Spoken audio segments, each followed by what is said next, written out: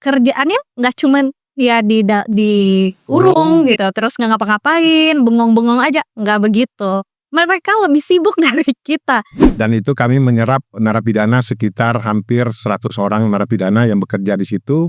Dan tentunya itu akan ada premi untuk mereka. Nah premi inilah yang mereka terima itu nanti yang akan mereka bisa menafkahi keluarganya di luar. Karena mungkin juga udah menemukan Tuhannya di dalam. Selama ini mungkin mereka nggak tahu Tuhan, nggak sembahyang, tapi di dalam mereka bisa sembahyang, malah bisa jadi ustadz. Mereka ini ada hasilnya buat negara loh. Iya benar. Karena apa?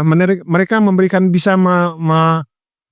PNBP kepada negara. Pertandingan di sini juga di nih. Sini. Tempat kita sekarang ini. Iya. Pertandingan khutbah. Ya. Kemudian ada pertandingan dakwah. Ada juga azan. Ya. Baca Al-Quran. Baca Al-Quran ya. Tahfiz. Seluruh UPTC Sumatera Barat. Dan muncullah di sana dai-dai. Muncullah di sana kori-kori yang terbaik. Ya. Sampai yang jadi juri pun, wah ini seperti apa namanya? MTQ nasional. Welcome to the show. Don't podcast too much.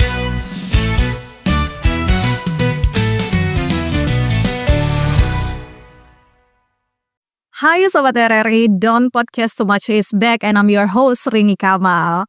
Hai Sobat RRI, kali ini kita ada di Lembaga Permasyarakatan kelas 2A Padang. Nah, jadi hari ini kita akan ngebahas sesuatu yang menurut aku ini sangat menarik sekali, tapi mungkin banyak dari kita yang tidak begitu concern terhadap hal ini. Jadi kita akan membahas soal produktivitas narapidana di balik jeruji.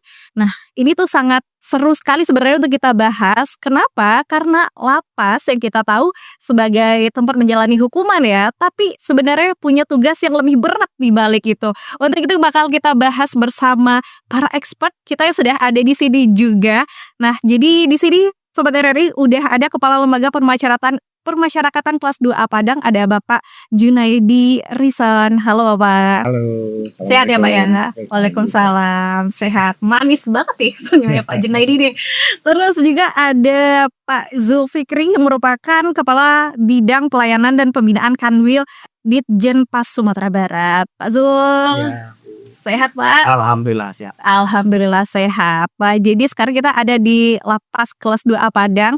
Wah, jadi aku harus memberikan sedikit ini dulu ya, first impression ketika datang ke sini, tidak menyangka sebagus ini dan sebersih ini. Kenapa bisa sebersih ini? Itu yang bakal kita bahas gitu ya. Kenapa bisa sebagus ini nih lapasnya? Nah, jadi kita mau ke Pak Junaidi dulu gitu. Ya. Dikasih sedikit gambaran dulu dong Pak. Ini kan sebagai yang kita tahu kan tidak hanya tempat menjalani hukuman ya di lapas, tapi juga membina para narapidana untuk bisa mandiri juga gitu. Ada pembinaannya. Nah, jadi boleh dikasih gambaran seperti apa sih pembinaan produktif untuk para narapidana? Ya, baik. Ini adalah lapas cukup ya, artinya yang terbesar di Sumatera Barat, yaitu Lembaga Pemasyarakatan kelas 2A Padang, yang berada tepat di pesisir pantai Muara Padang. Lapas ini sebetulnya adalah peninggalan pembangunan Belanda, heritage.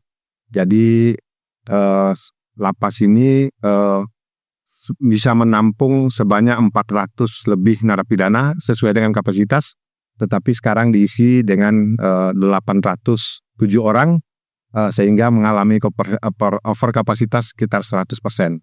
Nah, untuk lembaga pemasyarakatan tugas dan fungsinya yaitu melakukan pembimbingan kepada warga binaan, yaitu narapidana yang kami sebut dengan warga binaan pemasyarakatan. Kami di lembaga pemasyarakatan yaitu melakukan pembinaan kemandirian dan kepribadian. Nah, untuk kepribadian kami memberikan pembimbingan agama, pembimbingan sekolah juga termasuk. Kemudian kalau untuk kemandirian, kami memberikan pelatihan-pelatihan khusus kepada mereka yang bersertifikasi. Jadi bukan hanya sekedar memberikan pelatihan dia mampu bekerja, tidak, tapi mereka mempunyai modal dengan sertifikasi yang mereka punya nantinya. Demikian. Oke, jadi ada 2 pembinaan ya, pembinaan kemandirian dan juga Dan kepribadian. kepribadian Iya. gitu. Iya. Nah, tapi kalau dari Kanwilnya, Pak Zul, Siap. gimana melihat pentingnya nih pembinaan untuk warga binaan ini? Terima kasih atas waktunya. Memang kembali ke disampaikan oleh Pak Kalapas, core bisnis daripada pemasyarakatan itu adalah pembinaan. Artinya pembinaan itu adalah merubah, merehab, mengorek ya, dari yang tidak benar menjadi benar. Jadi yang tidak baik menjadi baik. Jadi untuk ini ada intervensi. Ada pembinaan, ada kepribadian, ada kemandirian yang dilaksanakan oleh Lapas Padang. Kepribadiannya ada, kemandiriannya ada. Kepribadian banyak macamnya, seperti termasuk spiritual, agama, termasuk juga pendidikan, ya, paket A, paket B, ada perpustakaannya, ada pramukanya, Ada rehabilitasinya. ada rehabilitasinya. Lengkap ya? Itu mental, ya, attitude mental kepribadian. Sisi lain ada kemandirian untuk mereka kalau keluar nanti mempunyai keterampilan dan produktif. Mungkin mereka masuk ekonominya kurang, tapi karena Pak Jun punya keterampilan di dalam pembinaan bagaimana handicraft, membuat sesuatu, bagaimana membuat lemari dan lain sebagainya macam, keluar nanti dia bisa melaksanakannya sehingga keluarganya bisa dihidupi. Ya, kalau keluarganya dihidupi, kemudian masyarakat juga tenang, ya, dan Indonesia juga akan berpengaruh menjadi lebih rukun dan damai kan begitu. Globalnya begitu. Oke, jadi ini penting sekali sebenarnya. Tapi jenis pembinaan ini kan tadi sudah diberitahukan ya Pak ya, ada kemandirian dan juga ada kepribadian. Tapi kalau untuk pembinaan kemandirian nih, skill apa saja yang diberikan untuk warga binaan? Ya, baik. Kalau untuk di Lapas Padang kami sudah melakukan berbagai macam untuk pendidikan skill untuk kemandirian yang bersertifikasi. Namun yang sekarang yang sedang berjalan di dalam lembaga pemasyarakatan Padang ini adalah yaitu bakery, kemudian pembuatan slipper, sendal hotel. Kami sekarang untuk di Kota Padang, kami mengisi untuk 10 hotel dan 2 rumah sakit di Kota Padang. Kami itu pembuatan slippernya dari kami. Dan itu kami menyerap narapidana sekitar hampir 100 orang narapidana yang bekerja di situ. Dan tentunya itu akan ada premi untuk mereka. Nah premi inilah yang mereka terima itu nanti yang akan mereka bisa menafkahi keluarganya di luar. Nah, ini sesuatu hal yang luar biasa menurut saya. Saya merupakan sebagai Kalapas juga merasa bangga ketika narapidana saya itu bisa menghidupi keluarganya di luar. Jadi kita wajibkan dia mempunyai penghasilan di dalam dengan cara mengikuti kegiatan program kemandirian. Kemudian selain itu ada program-program kemandirian semacam mebeler. Kami di lapas ini kami ada bekerja sama dengan pihak ketiga juga, yaitu melakukan pesanan. Ketika mereka melakukan pesanan mebeler, semacam kursi-kursi atau meja untuk kebutuhan kafe-kafe, itu kami bisa buat di dalam. Termasuk reparasi sofa, kami siap untuk melakukan itu. Kemudian juga ada pembuatan perkayuan semacam kusen-kusen. Kami terima orderan dari luar sekarang. Jadi setiap minggu, setiap bulan itu tetap ada pesanan. Nah inilah bentuk pembinaan kemandirian kepada mereka. Dalam beberapa bulan kemarin kami juga mendidik sekitar 60 orang, yaitu dalam pelatihan mengelas dan reparasi mebeler semacam kursi-kursi sofa. Nah itu. Dan untuk minggu depan kami akan melaksanakan lagi pendidikan kemandirian kepada narapidana, yaitu untuk pertukangan bajaringan. Bajaringan dengan tanaman hidroponik. Nah, karena memang ini hidroponik ini menjadi andalan juga karena memang ini adalah dalam rangka mendukung cita-citanya Pak Presiden dan 13 akselerasi program Bapak Menteri. Jadi itulah yang telah kami lakukan di dalam lapas. Dan untuk kegiatan-kegiatan yang lainnya itu tetap berjalan, semacam kegiatan yang tadi disampaikan. Ada ini bersifatnya sebetulnya program kegiatan kepribadian, yaitu rehabilitasi untuk pengguna narkoba. Mereka juga memberikan pelatihan-pelatihan dalam program rehabnya itu, pelatihan kemandirian juga. Mereka ada membuat kolam ikan portable yang dibuat dari terpal, kemudian ada juga sambil menanam tanaman hidroponik di atasnya. Oke, jadi banyak sekali sebenarnya Banyak. pembinaan kemandirian Iya. yang dilakukan di Lapas Padang gitu. Tapi pertanyaannya nih Pak Zul, ini kan Lapas Padang. Siap. Di Sumatera Barat tidak hanya Lapas Padang, ada lapas-lapas yang lainnya. Apakah juga punya program yang sama atau gimana Pak? Siap.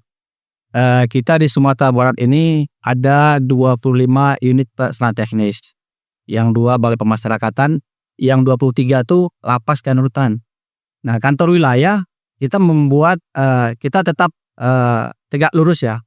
Program kegiatan di lapas ini kan bermuara dari kalau yang sekarang ya ataupun sebelumnya juga dari programnya Pak Presiden ya, Wasta Cita. Asta Cita. Kemudian turun ke bawah ada 13 akselerasi Pak Menteri ya, Menteri Migrasi dan Pemasyarakatan. Kemudian ke bawah lagi instruksi perintah harian dari Pak Dirjen Pas kan. Kemudian kita di kantor wilayah memastikan semua program ini berjalan di seluruh UPT yang ada di Sumatera Barat ya kan. Contohnya seperti kemandirian, ketahanan pangan dan lain sebagainya. Ketika ini berjalan di Lapas Padang, kita berharap di semua UPT lain juga melaksanakan. Nah, kalau yang baik kita jadikan pilot project seperti Lapas Padang. Ada produksi hotel, ya kan? Sandal hotel yang memang sudah dipasarkan hanya 7 hotel lah ya menjadi konsumsi sandal ini. Kemudian juga kita berharap UPT lain punya produk unggulan yang sama. Mungkin bukan sandal hotel ya. Mungkin di tempat lain contohnya di Lapas Pariaman, dia ada sandal Dan sepatu. dan sepatu wanita. Mungkin di Lapas Solok kita minta mereka juga membuat produk unggulan yang sama. Ini juga mensupport program dari pimpinan pusat ya, program pemerintah. Dan kita mau semua itu aktif. Nah, harus dikawal dari Kanwil karena fungsinya untuk mengawasi ya, untuk mengawasi, mengarahkan, mengendalikan ya kan, menilai, mengevaluasi. Kita ajukan program ini rata di seluruh UPT. Nanti kita akan kawal. Mudah-mudahan bisa satu frekuensi dengan Lapas Padang, semuanya mempunyai kegiatan yang produktif. Saya rasa begitu. Oke, semoga semuanya bisa ya Pak ya. Ya, harus bisa. Karena kalau kita dengar dari Lapas Padang nih, wah banyak sekali program pembinaannya gitu. Nah, tapi ini aku ke Pak Jun dulu.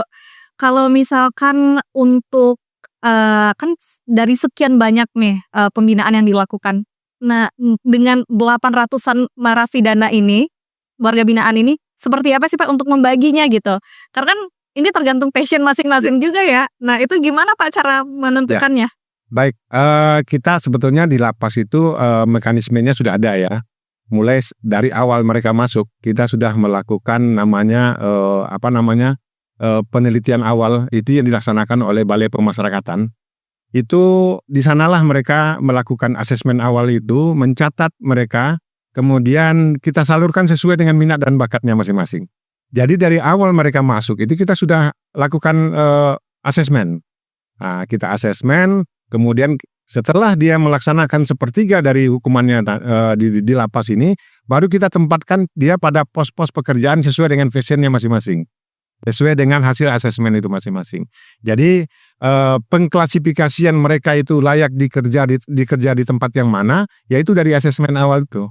Nah, ini sudah ada tahapannya dari sistem pemasyarakatan itu sendiri.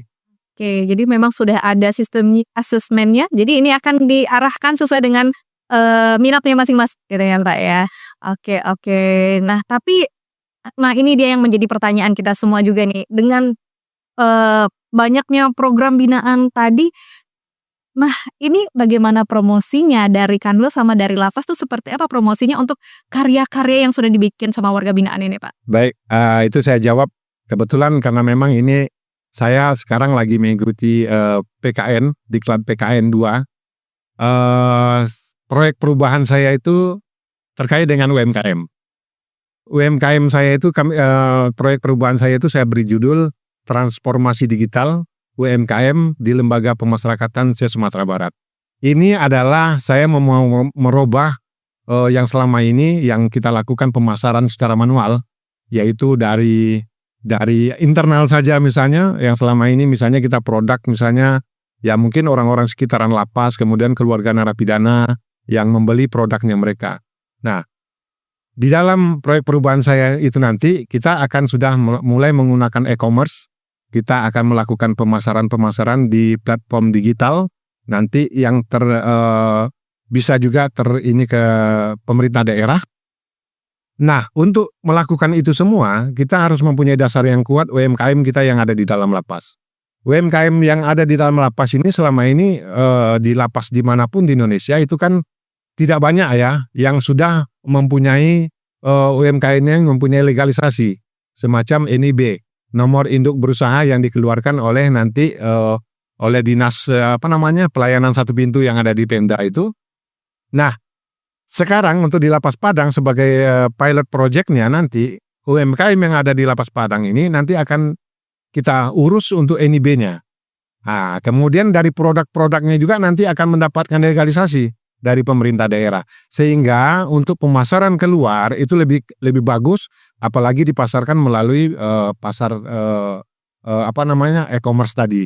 Nah, jadi dulu yang pemasarannya yang kita laksanakan secara tradisional, nanti ke depannya kita sudah menggunakan teknologi digital untuk pemasarannya. Dan tidak menutup kemungkinan ini akan jadi percontohan dan bisa dikembangkan di seluruh lapas yang ada di seluruh Indonesia. Oke, jadi sudah menggunakan digital marketing juga ya Pak ya? Iya. Oke, baik. Jadi yang dulunya awalnya manual, nanti ada digitalnya. Iya. Jadi hasil karya dari teman-teman warga binaan itu akan sama dengan Iya. orang yang ada di luar. Bisa diakses oleh siapa saja. Siapa saja bisa akses. Nah, tapi ini itu kalau dari sisi digitalisasinya. Ya. Nah, kalau dari Kanwil nih gitu, yang punya banyak UPT lapas gitu ya Pak ya, Pak Zul. Nah, ada nggak kerjasama yang memang dilakukan dengan pihak luar supaya hasil-hasil dari teman-teman ini bisa dipasarkan gitu secara luas? Ada nggak Pak kalau program dari Kanwil sendiri? Kalau kita dari kantor wilayah termasuk ada instruksi dari Pak Kepala Kantor Wilayah kepada semua unit pelaksana teknis ya. Dan ini juga sama juga dengan perintah dari pusat, dari Direktorat Pemasyarakatan, agar semua UPT, unit pelaksana teknis pemasyarakatan itu menggandeng pihak ketiga dalam pekerjaan UMKM ya. Apakah dalam proses kegiatan produksinya ataupun pemasarannya. Jadi teman-teman juga sudah merangkul pihak-pihak ketiga. Seperti di sini ada hotelnya ya. Bukit Tinggi juga mereka merangkul hotel-hotel yang dekat sana, juga sana hotel juga. Kemudian di Lapas Madiun, Lapas Pariaman untuk sandal wanita dan sepatu wanita, mereka marketnya melalui toko-toko. Ada yang pesan juga, ya kan? Dan masing-masing UPT mempunyai stakeholder pihak ketiga yang ada yang sama, ada yang berbeda, ya. Tapi kalau untuk khusus satu saja misalnya kita memberi kesempatan karena ada kearifan lokal masing-masing UPT itu, mereka punya pihak ketiga masing-masing untuk marketingnya. Nah, kita mengawal supaya hasil produksi ini bisa dimarketkan dan bisa menghasilkan nilai bagi UPT atau bagi narapidana yang bekerja. Saya rasa begitu. Oke, jadi itu diberikan kebebasan kepada UPT masing-masing ya Pak ya? Ya. Jadi boleh nih kalau di Lapas Padang dengan siapa bekerja samanya gitu. Tapi kalau untuk memberikan materi binaannya gitu Pak. Nah itu apakah menggandeng pihak ketiga juga misalkan untuk handicraft atau tadi ada furniture itu apa pihak ketiga juga yang diberikan? Ya benar. Itu memang kami untuk untuk mewujudkan itu semua memang kita harus bekerja sama. Makanya saya bilang keberhasilan pembinaan di dalam lapas itu kan ada tiga unsur yang harus dipenuhi. Pertama itu narapidana itu sendiri, warga binaan itu sendiri. Kedua petugas. Yang ketiga itu yang lebih penting adalah masyarakat. Nah, kalau kita tidak didukung, ya kita tidak akan mungkin berhasil pembinaan tersebut, ya kan? Nah, jadi untuk pihak ketiga, untuk pelatihan-pelatihan, untuk keterampilan-keterampilan yang kita berikan kepada narapidana, kita selalu bekerja sama dengan pihak ketiga, baik itu yang ada di pemerintah daerah maupun dari lembaga-lembaga swadaya masyarakat yang ada. Gitu. Oke, jadi memang dibutuhkan pihak ketiga gitu ya Pak? Ya, sangat dibutuhkan. Dan sangat dibutuhkan. Dibutuhkan untuk memberikan binaan juga ke warga binaan yang ada. Perlu dicatat ya bahwa narapidana walaupun dia di dalam, tapi walaupun mereka sekarang dikurung di dalam lembaga pemasyarakatan, mereka ini ada hasilnya buat negara loh. Iya benar. Karena apa? Mereka bisa memberikan PNBP kepada negara. Iya betul. Kan dari hasil kegiatan-kegiatan mereka di dalam. Semacam yaitu produk-produk yang mereka hasilkan itu ada sebagian yang masuk kepada kas negara loh. Itu dia loh. Jadi tidak semuanya juga ini ya warga binaan di dalam lapas gitu ya. Yang kita tahu sebagai masyarakat awam, ini juga kita tidak bisa pungkiri kalau stigma di masyarakat yang ya belum sebaik itulah. Nah, Binaan di dalam. kita tidak mungkin sempurna. Ya betul.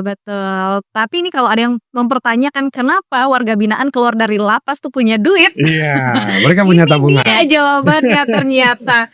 Di sini ternyata jawabannya gitu ya Pak ya. Ini mungkin banyak kita yang belum tahu juga. Tapi begitulah keadaannya di dalam gitu ya Pak ya. Dibina gitu.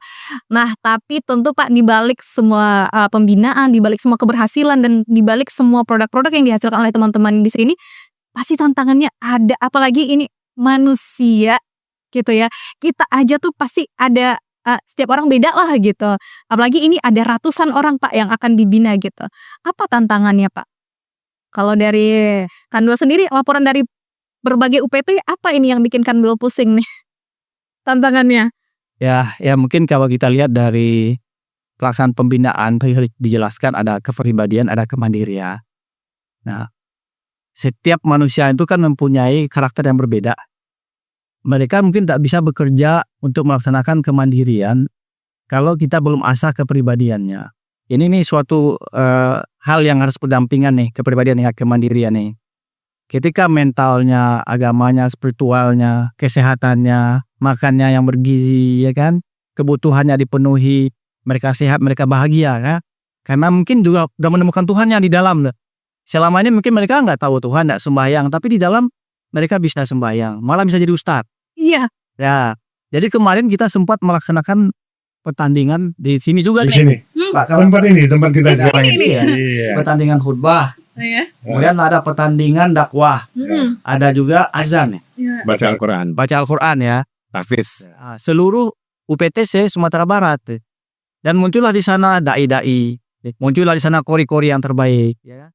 Sampai yang jadi juri pun, wah ini seperti apa namanya MTQ nasional.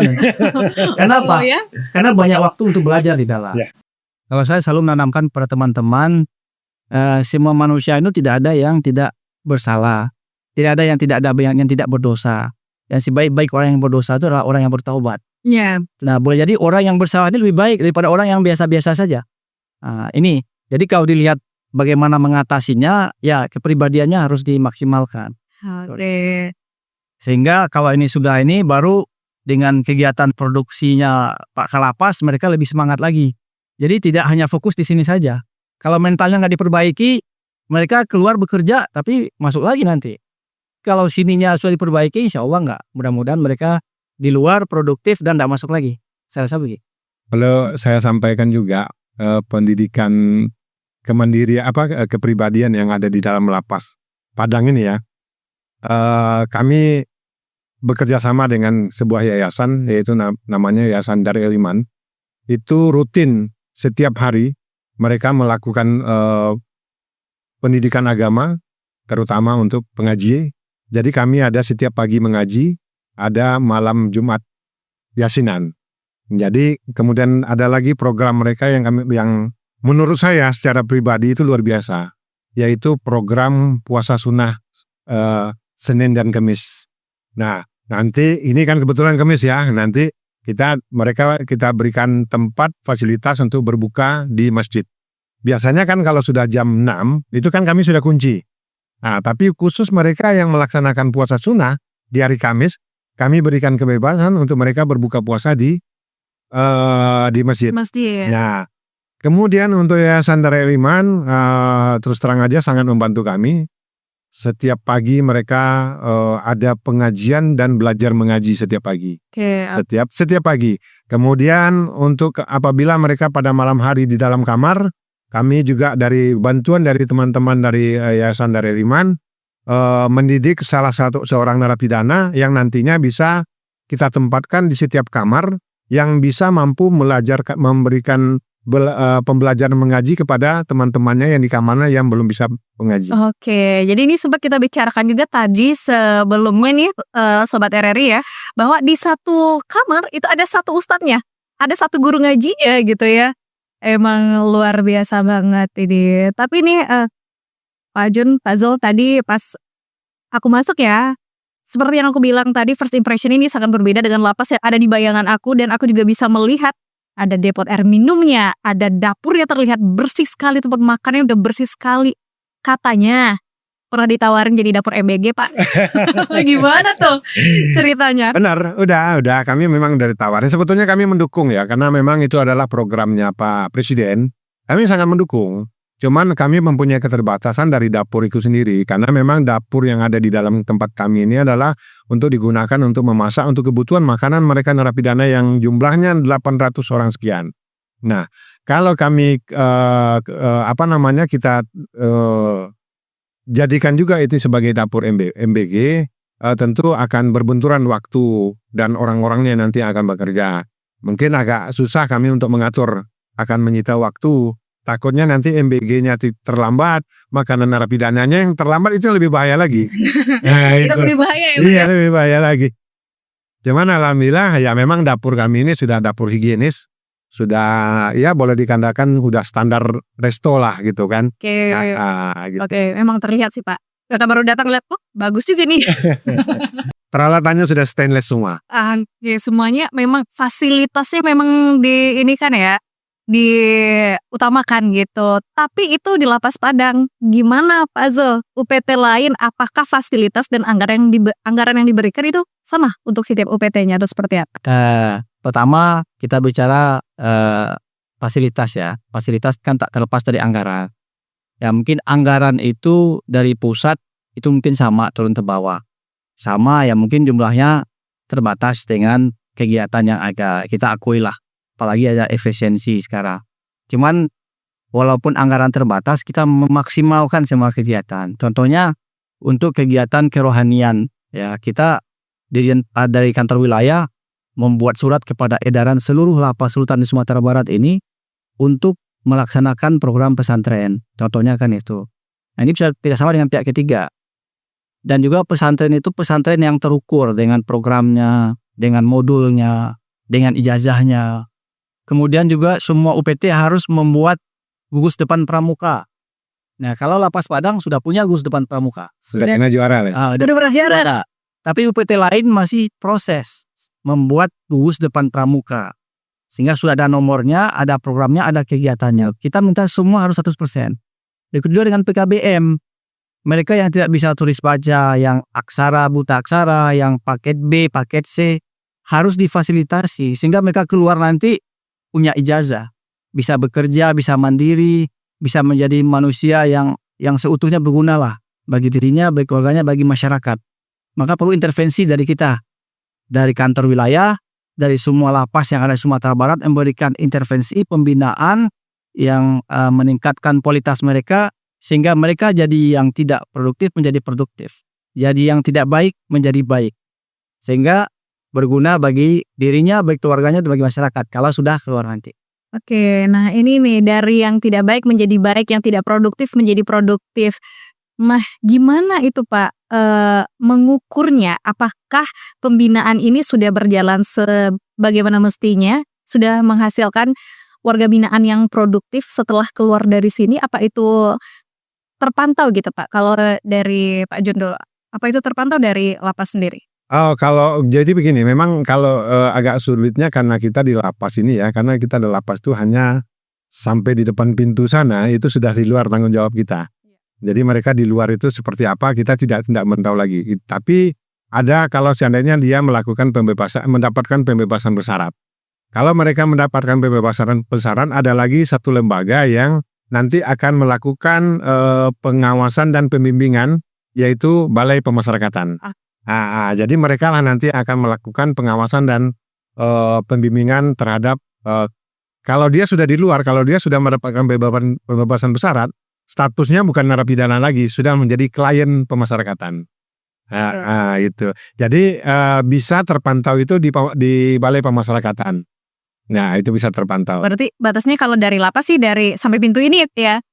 Setelahnya itu balai pemasyarakatan. Balai pemasyarakatan. Oke. Baik. Jadi tugas lapas sampai di sini gitu ya, Pak ya. Tapi memang diusahakan semaksimal mungkin ya untuk binaan untuk para warga binaan yang ada di lapas gitu.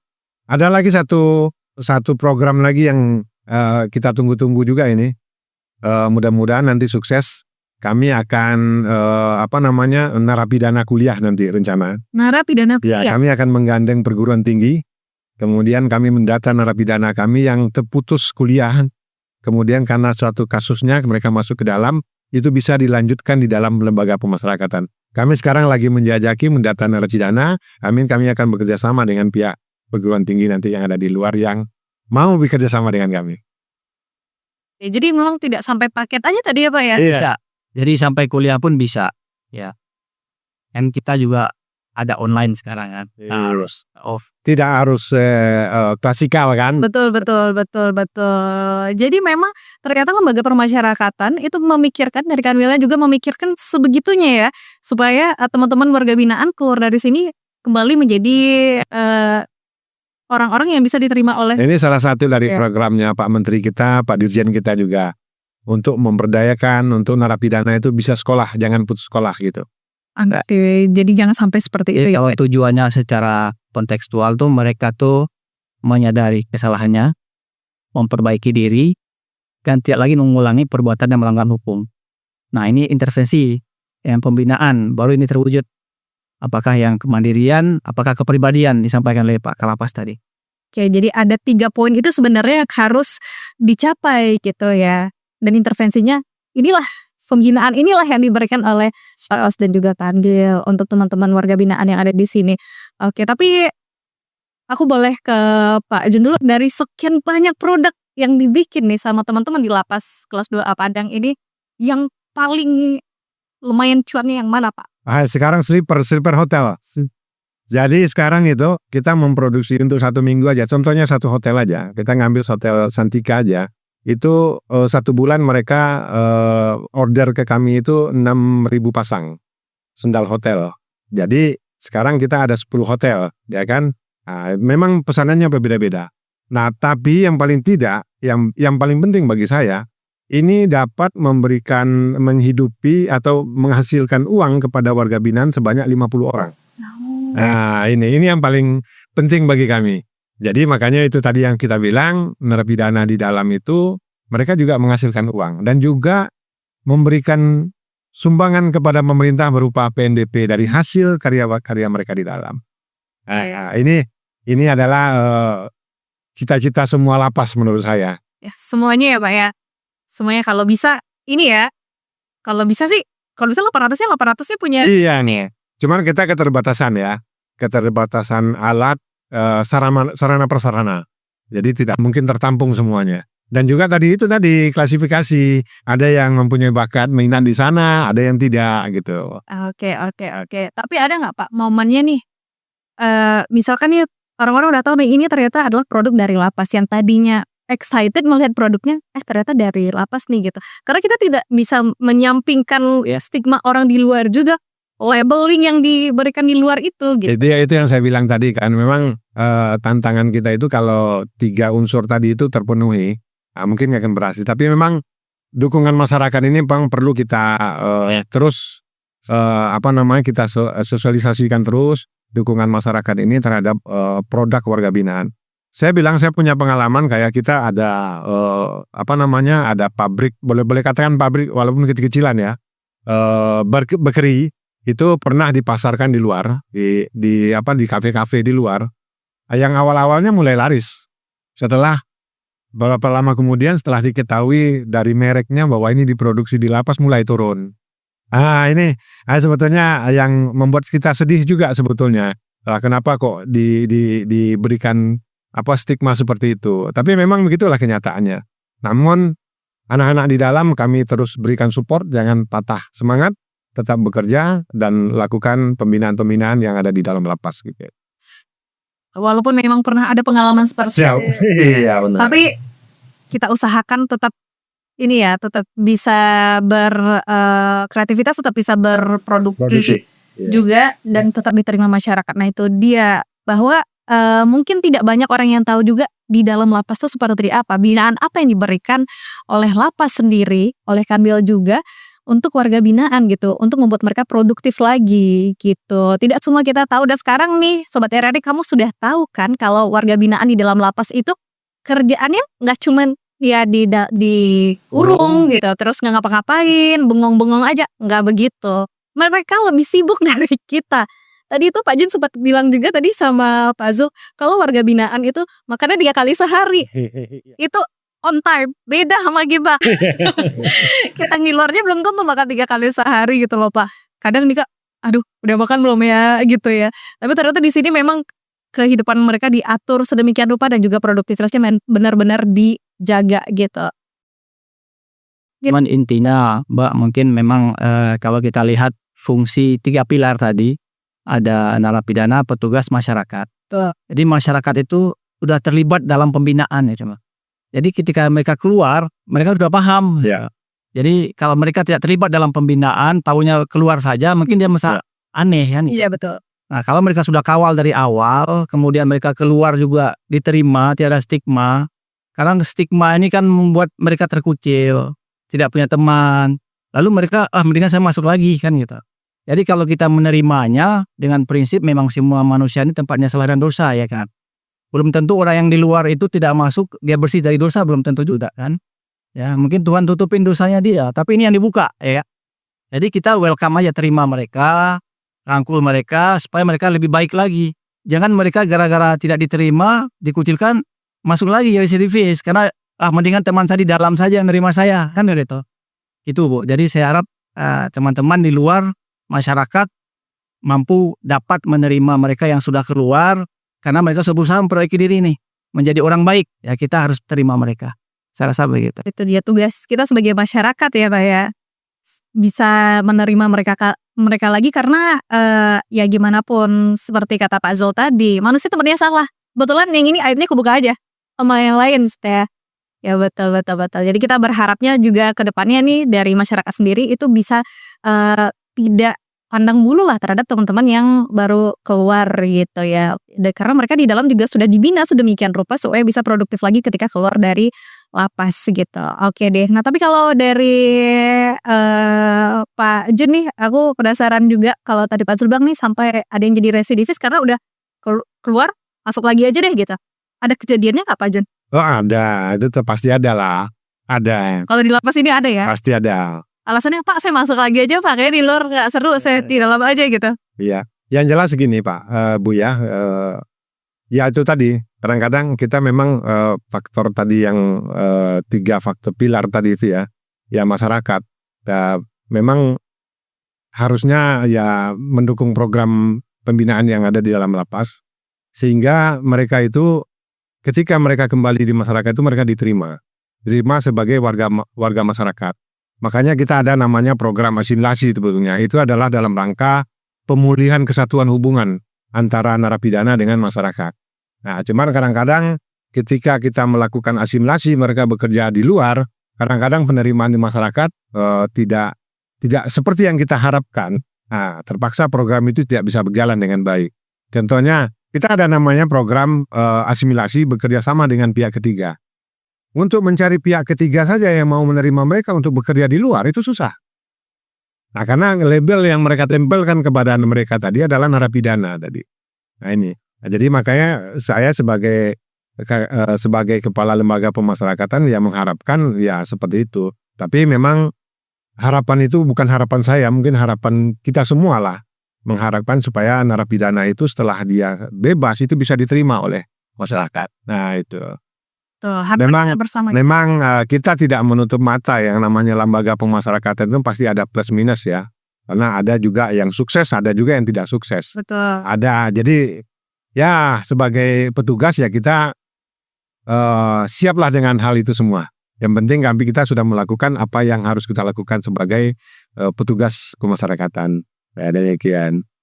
Makanya disebut pemasyarakatan itu kan. Memang ikon besar itu masyarakat. Masyarakat. Yang tadi Mbak bilang. Ini narapidana, ini masyarakat kan. Ini ada keretakan hubungan ini. Iya, keretakan. Keretakan hubungan. Sehingga biar nggak retak nih harus dilakukan intervensi. Sehingga jadi melebur lagi dia. Intervensinya dengan cara pembinaan tadi. Pas pribadian ataupun kemandirian. Jangankan masyarakat, kadang-kadang dengan keluarganya nggak ada menerima. Iya, Iya benar. Itu dia yang jadi masalah gitu. Iya. Semua gitu ya Pak ya. Yang jelas kita hargai ada usaha mereka untuk berbuat baik, untuk berubah, ya kita hargai. Kita bantu. Jadi masyarakat juga membantu gitu. Di luar dibantu juga supaya mereka apa yang sudah dapat itu dilaksanakan di luar. Jangan kita diri ya, menolak sehingga mereka nggak bisa mengembangkan kemampuan mereka yang sudah didapat dari dalam sana. Jangan ada labeling tadi gitu ya Pak ya. Stigmatisasi. Stigma itu jangan terus menempel gitu ya. Oke deh, karena kita dibatasi waktu juga ini Pak Jun, Pak Zul, aku mau tanya dulu dong harapannya nih ke depannya untuk warga binaan dan juga terhadap pembinaan kemandirian terhadap warga binaan. Boleh silakan Pak Dan dulu. Baik. Harapan kami ke depan program-program pembinaan yang ada di dalam lapas sekarang untuk lapas Padang, kami mengharapkan dukungan-dukungan daripada masyarakat dan juga dari pemerintah daerah bagaimana ke depannya usaha-usaha kami dalam melakukan pembinaan dan mempersiapkan narapidana itu untuk kembali ke masyarakat. Kami didukung sepenuhnya sehingga narapidana itu mempunyai semangat di hidupnya kembali ketika mereka sudah kembali kepada masyarakat. Kemudian ini saya branding sedikit ya. Karena saya tadi mengikuti PKN, ada branding yang saya munculkan di PKN saya itu adalah gerbang. Gerbang itu adalah gerakan dari balik juruji untuk negeri. Itu dasarnya itu tadi UMKM tadi. Jadi itulah harapan-harapan saya. Mohon kami lembaga pemasyarakatan oleh masyarakat didukung kami untuk melakukan pembinaan-pembinaan di dalam lapas. Terlepas dari hal-hal negatif yang terjadi di dalam lapas, kami tidak menutup mata kemungkinan itu bisa terjadi. Tapi kami selalu berupaya untuk menjadi lebih baik, untuk menjadi pemasyarakatan yang lebih baik ke depannya. Demikian. Kalau dari Pak Zul? Kalau dari kami, kantor wilayah yang fungsinya mengawasi UPT yang ada di Sumatera Barat, inginnya seluruh lapas rutan itu benar-benar bekerja.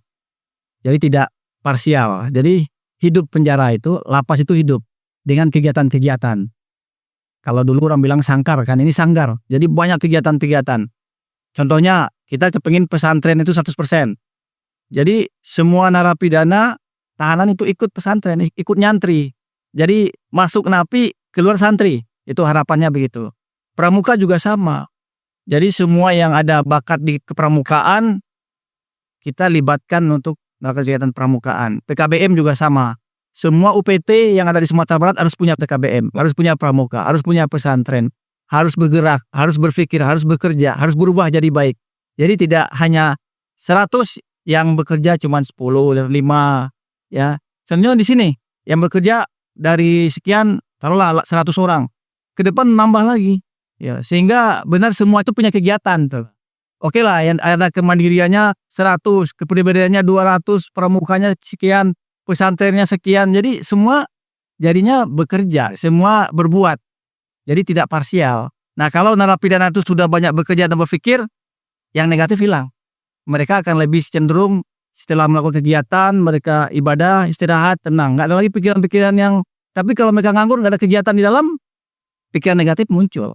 Jadi kewajiban tugas itu adalah untuk memberi mereka kegiatan yang produktif. Saya rasa begitu. Oke, baik, luar biasa sekali. Terima kasih Pak Zul, Pak Jun sudah berbagi sama kita di kesempatan kali ini. Semoga usaha-usaha yang kita lakukan ini juga bisa membuahkan hasil untuk warga binaan dan juga masyarakat di luar sana juga bisa menerima kembali teman-teman yang keluar dari lapas untuk bisa berbaur kembali gitu ya.